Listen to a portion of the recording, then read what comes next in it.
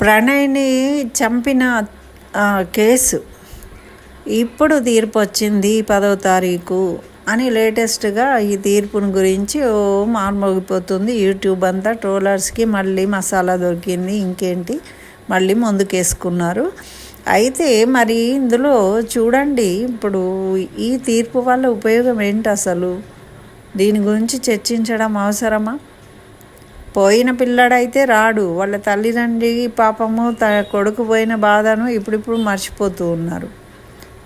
వాళ్ళకు తీరని లోటు.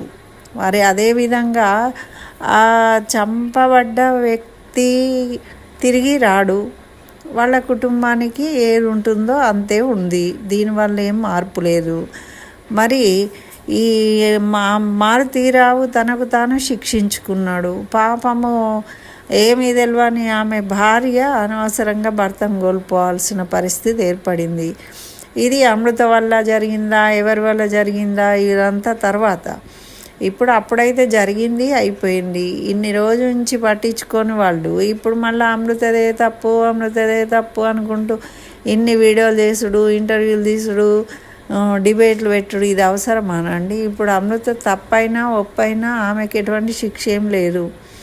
ఆమె ఏదో కొత్త జీవితాన్ని గడపాలనుకుంటుంది. పోయిన ప్రణయ్ ఎలా పోయిండు, ఈమెను ఎందుకు మళ్ళీ లాగి ఈమెను చీల్చి చెండాడే అవసరం ఏముంటుంది?